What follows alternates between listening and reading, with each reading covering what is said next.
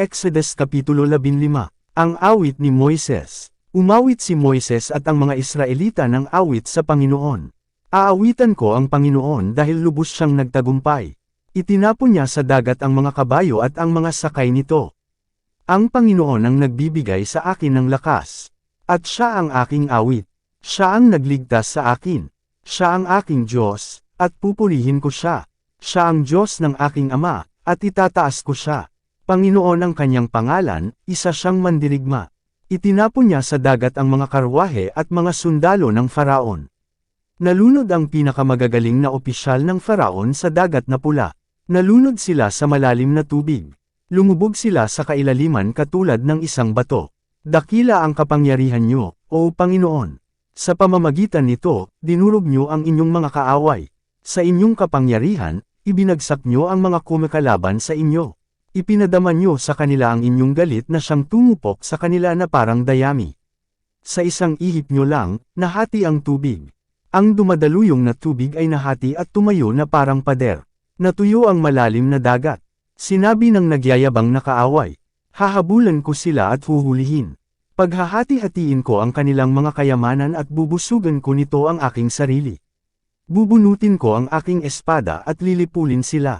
Pero sa isang ihip nyo lang, nalunod sila sa dagat. Lumubog sila sa kailaliman kagaya ng tingga.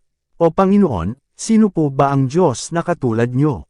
Wala kayong katulad sa kabanalan at kapangyarihan. Kayo lang po ang Diyos na gumagawa ng mga kamangha-manghang bagay. Sa pamamagitan ng inyong kapangyarihan, nilamon ng lupa ang aming mga kaaway.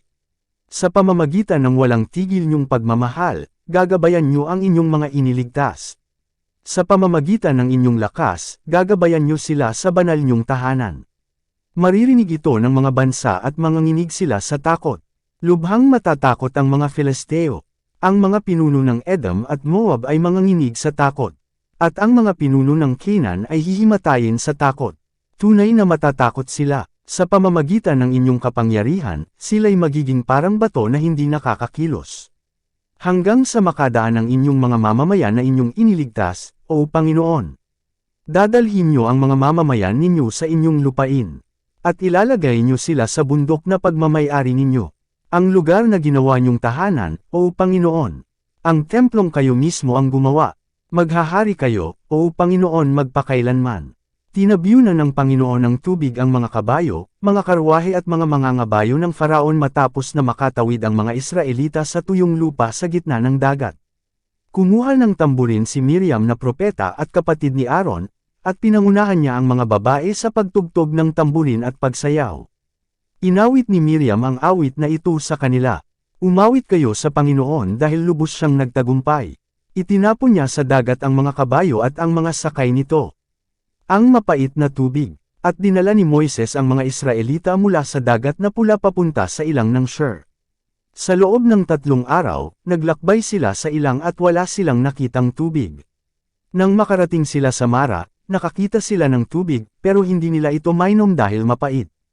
Ito ang dahilan kung bakit Mara ang pangalan ng lugar. Dahil dito, nagreklamo ang mga Israelita kay Moises, ano ang iinuman natin? Kaya humingi ng tulong si Moises sa Panginoon, at ipinakita ng Panginoon sa kanya ang isang putol ng kahoy. Inihagis ito ni Moises sa tubig at nawala ang pait ng tubig. Doon ibinigay ng Panginoon ang tuntunin at kautusang ito para subukan ang katapatan nila sa kanya.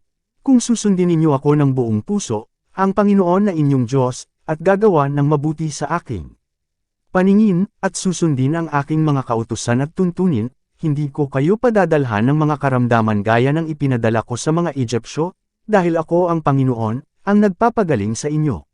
Dumating sila sa Elim, kung saan may 12 bukal at 70 puno ng palma, at nagkampo sila malapit sa tubig.